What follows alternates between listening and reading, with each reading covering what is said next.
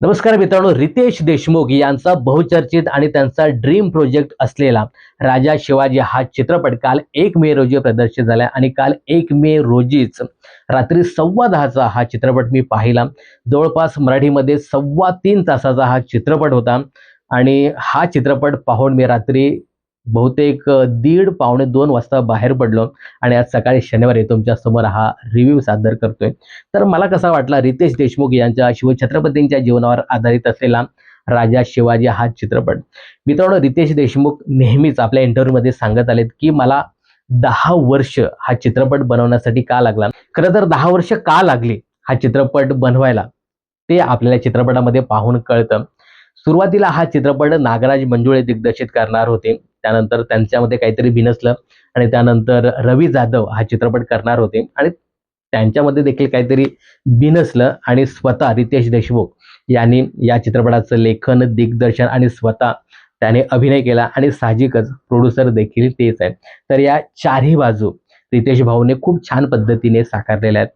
तर मित्रांनो, राजा शिवाजी हा चित्रपट नक्की तुम्ही का पाहावा याचे काही पॉझिटिव्ह पॉइंट्स मी सांगणार आहे आणि साहजिकच हा चित्रपट आहे, त्यामुळे याचे काही 2-3 निगेटिव्ह पॉइंट्स देखील मी सांगणार आहे. मित्रांनो, हा चित्रपट तुम्ही का पाहावा याचं पहिलं आणि अत्यंत महत्त्वाचं कारण ते म्हणजे आपल्या शिवछत्रपतींचा इतिहास. शिवछत्रपतींचा इतिहास एवढ्या भव्य दिव्यतेवरती खूप छान पद्धतीने मांडण्याचा प्रयत्न केलाय. मराठीमधील हा चित्रपट आहे आणि तो पॅन इंडिया रिलीज होतोय आणि खरंच खूप छान पद्धतीने हा चित्रपट झालाय. तर शिवछत्रपतींसाठी हा चित्रपट आपण नक्की पाहावा असं तुम्हाला मी सांगतो. दुसरं आणि अत्यंत महत्त्वाचं कारण ते म्हणजे रितेश भाऊने खूप रिसर्च करून हा चित्रपट तयार केलाय. मी मगाशी सांगितलं ना, की 10 वर्ष का लागली हा चित्रपट बनवायला. तर त्याचं कारण हे आहे, की शिवजन्मापूर्वीचा जो काही महाराष्ट्र होता, याच्यामध्ये निजाम असेल, आदिलशाही असेल, यांनी ज्या पद्धतीने महाराष्ट्राचे जे काही वाटोळ केलं होतं, महाराष्ट्राची अक्षरशः दुर्दशा केली होती आणि त्यानंतर जिजाबाई आणि शिवाजी महाराजांचं पुण्यामध्ये आगमन, तो जो काही काळ होता ना, तो खूप छान पद्धतीने दाखवण्याचा प्रयत्न केलाय. आणि एक आवर्जून गोष्ट इथे मी मेन्शन करेल, की छत्रपती शिवाजी महाराजांचे थोरले बंधू संभाजी शहाजी भोसले यांचा इतिहास आपल्याला जास्त माहिती नाही. साहजिकच आपले स्वराज्याचे धाकले छत्रपती संभाजी महाराज यांचा इतिहास माहिती आहे. पण महाराजांचे थोरले बंधू, त्यांचे मोठे बंधू संभाजी राजे यांचा इतिहास आपल्याला माहिती नाही. म्हणजे खूप कमी लोकांना माहिती असेल. मला ते जास्त माहिती नव्हतं. त्यांचा इतिहास खूप छान पद्धतीने मांडण्याचा प्रयत्न केलाय आणि अ, अभिषेक बच्चन यांनी देखील ती भूमिका खूप छान पद्धतीने वठवण्याचा प्रयत्न केलाय. तर एकंदरीत खूप रिसर्च करून हा चित्रपट तयार केलाय. काय असतं ना, की असे जे महापुरुष असतात, त्यांचे चित्रपट बनवणे ही खूप मोठी गोष्ट तर आहेच, परंतु खूप रिस्क फॅक्टर देखील असतो.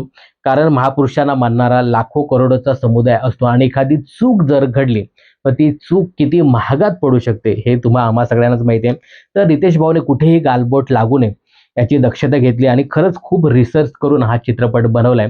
तर रितेश देशमुख यांचं डायरेक्शन असेल किंवा मग त्यांचा अभिनय असेल, त्यांचं लेखन असेल, खूप छान पद्धतीने झाले. तर रितेश भाऊंसाठी हा चित्रपट, त्यांचं लेखन, दिग्दर्शन याच्यासाठी हा चित्रपट पाहावा. तिसरं आणि अत्यंत महत्त्वाचं कारण म्हणजे कलाकारांचा दमदार अभिनय. साहजिकच रितेश भाऊने महाराजांची भूमिका साकारली, राणीसाहेबांची भूमिका जेनेलिया देशमुख यांनी साकारली. मित्रांनो, याच्यामध्ये मला सगळ्यात जास्त भूमिका भावली ती म्हणजे विद्या बालन यांनी साकारलेली बडी बेगमची भूमिका.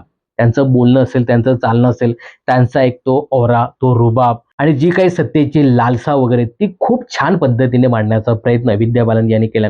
त्यानंतर या चित्रपटामध्ये रितेश देशमुख यांचे दोनही पुत्र, त्यांची दोनही मुलं छोट्या शिवरायांच्या भूमिकेत पाहायला मिळत संजू बाबाने खूप छान पद्धतीने आपली भूमिका साकारली. त्यानंतर बरेचसे मराठी कलाकार पाहायला मिळतात. जितेंद्र जोशी असतील, मांजरेकर सर असतील, त्यांची भूमिका छोटीशी पण खूप छान आहे. सचिन खेडेकर आणि बरीच लोकं या चित्रपटामध्ये प्रमुख भूमिकेत दिसतायत. तर ज्या लोकांना जे काही भूमिका दिली होती त्यांनी खूप छान पद्धतीने मांडण्याचा प्रयत्न केला. तर एकंदरीत स्टार कास्ट खूप छान पद्धतीने आहे आणि प्रत्येकाचं काम आहे ना ते A1 आहे. त्यानंतर चौथं आणि अत्यंत महत्त्वाचं कारण आहे, की हा चित्रपट तुम्ही आवर्जून पाहावा. ते म्हणजे अजय अतुल यांचं जे काही म्युझिक आहे, मग त्यांची गाणी असतील किंवा मग त्यांचं बॅकग्राऊंड म्युझिक.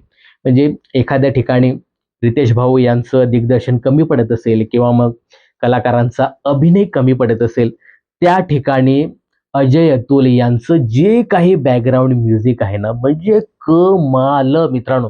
खरं मी सांगतो, की अक्षरशः अंगावरती काटा येतो. म्हणजे मित्रांनो, लढाई, फाईट सिक्वेन्स असतील किंवा इमोशनल मोमेंट असेल, तिथे ज्या पद्धतीने अजय अतुल यांनी जे काही म्युझिक दिले ना, ते म्हणजे कमाल मित्रांनो. खरं सांगतो मी, शब्द नाही म्युझिकसाठी. खरंच अप्रतिम म्युझिक. मित्रांनो, 5वं आणि अत्यंत महत्त्वाचं कारण ते म्हणजे या चित्रपटाची सिनेमॅटोग्राफी. काय जबरदस्त सिनेमॅटोग्राफी असेल. म्हणजे लढाईचे सिक्वेन्स असतील, इमोशनल असेल किंवा ते वाईल्ड अँगल असेल, तो काळ दाखवणं असेल किंवा मग ते सेट असतील. ज्या पद्धतीने ती सिनेमॅटोग्राफी केली ना, म्हणजे एक-एक सीन आपल्या असा अंगावरती येतो. आपण तिथे उभे आहोत की काय, असं एकंदरीत पाहायला मिळतंय. तर हे 5 पॉइंट आपल्याला ना चित्रपटात खिळवून ठेवतात. साहजिकच कलाकारांचा दमदार अभिनय तर आहेत. याच्यामध्ये सलमान भाऊंची जी काही एंट्री आहे ना, म्हणजे 2 मिनिटं सलमान भाऊ येतात आणि अक्षरशः अख्खा चित्रपट खेचून जातात. हे थोडं खरंच म्हणजे कलाकारांचा दमदार अभिनय आपल्याला पाहायला मिळतोय. अजय अतुल यांचं अप्रतिम संगीत. म्हणजे या चित्रपटामध्ये खेळवून ठेवणारी गोष्ट आहे ना, ती म्हणजे शिवछत्रपतींचा इतिहास तर आहेच, परंतु अजय अतुल यांचं संगीत आपल्याला अक्षरशः त्या चित्रपटामध्ये बांधून ठेवते. फर्स्ट हाल्फ आहे ना, तो थोडासा हळू चालतो, परंतु सेकंड हाल्फ जो आहे, तो पटापट सगळ्या गोष्टी आपल्या डोळ्यासमोर घडत असतात, असं एकंदरीत पाहायला मिळतं. साहजिकच एवढा मोठा इतिहास आहे, तो 3.25 तासामध्ये दाखवता येणार नाही, परंतु सेकंड हाल्फमध्ये तो पटापट खेचत नेलाय. पण चांगलं वाटतं. आता मित्रांनो, या चित्रपटाच्या काही निगेटिव्ह गोष्टी किंवा मग निगेटिव्ह पॉइंट आपण सांगूया. खरं तर या गोष्टी निग्लेक्ट केल्या तरी चालतील हा चित्रपट पाहताना. पण या गोष्टी आवर्जून आपल्या डोळ्यासमोर त्या दिसतात आणि त्या आपल्याला खटकतात. म्हणून ह्या गोष्टी तुम्हाला मी सांगतो. पहिलं म्हणजे या चित्रपटाचं व्ही-एफ-एक्स. म्हणजे जेव्हा चित्रपटाचा टीझर, ट्रेलर आला होता, तेव्हा देखील याच्यावरती खूप बोललं गेलं, की व्ही-एफ-एक्स आपल्याला चांगले असायला पाहिजेत. 100 कोटीचं बजेट असलेला चित्रपट आहे आणि एकंदरीत असं दिसतंय, की सगळ्या स्टार कास्टनेच सगळं बजेट घेतलं की काय, व्ही-एफ-एक्सला थोडंसं बजेट द्यायला हवं होतं. खूप वीक व्ही-एफ-एक्स आहेत असं सांगायला हरकत नाही. पण मगाशी सांगितलं ना, तर या गोष्टी थोड्याशा आपल्याला आपण निग्लेक्ट करू शकतो. दुसरं मित्रांनो असं आहे ना, की आपण शिवरायांच्या भूमिकेत बऱ्याच लोकांना पाहिलं. मग शंतनू मोघे असतील, त्यानंतर चिन्मय मांडलेकर असतील, डॉक्टर अमोल कोल्हे असतील किंवा हिंदीमध्ये शरद केळकर असेल, महेश मांजरेकर यांनी देखील शिवछत्रपतींची भूमिका साकारली. रितेश भाऊ यांनी बऱ्याचशा अगोदर कॉमेडी आणि हलक्या-फुलक्या भूमिका साकारल्यात. त्यामुळे ते स्वतः शिवछत्रपतींच्या भूमिकेत येतात ना, तर हे शिवछत्रपती आहेत की रितेश भाऊ आहेत? असं एकंदरीत म्हणजे स्पष्ट रितेश देशमुख येतात असं आपल्याला कळतं. तर कधी-कधी असं वाटतं की रितेश देशमुखच आहेत. म्हणजे एकदम महाराज आपल्याला ते दिसत नाही. तर रितेश देशमुखांच्या त्या थोड्याशा भूमिका आपल्याला आठवतात. पण रितेश देशमुख यांनी शिवछत्रपतींची भूमिका खूप छान पद्धतीने नक्कीच साकारण्याचा प्रयत्न केलाय. डायलॉग खूप छान पद्धतीने मांडण्याचा प्रयत्न केलाय. तर कधी-कधी असं वाटतं, की शिवछत्रपती आहेत, की रितेश देशमुख आहेत. अशी थोडीशी गफलत आपल्याला पाहायला मिळते. पण एकंदरीत चांगली भूमिका वठवण्याचा प्रयत्न केला. आपल्याला एक असं असेल ना, की काही लोकांना आपण शिवछत्रपतींच्या भूमिकेत बघितले, त्यामुळे रितेश भाऊंना असं लगेच एक्सेप्ट करायला होत नाही, असं एकंदरीत पाहायला मिळते. पण नो डाउट खूप छान पद्धतीची भूमिका रितेश भाऊने महाराजांची साकारलेली आहे आणि अभिषेक बच्चन किंवा मग जेनेलिया यांचे थोडेसे मराठी डायलॉग आहेत ना, ते अडखळत बोलतात, असं एकंदरीत पाहायला मिळते. जेनेलिया देशमुख तर तोंडातल्या तोंडात बोलतात. असं कधी-कधी असं जाणवतं, की डबिंग आर्टिस्ट घेतला असता तरी चाललं असतं, असं एकंदरीत वाटतं. पण एकंदरीत मित्रांनो चित्रपट खूप छान आहे. नावं काढण्यासारखा चित्रपट नाही, कारण आपल्या महाराजांचा विषय खूप छान पद्धतीने आणि एवढ्या मोठ्या स्केलवरती तयार केलाय, हीच खरंच खूप मोठी गोष्ट आहे.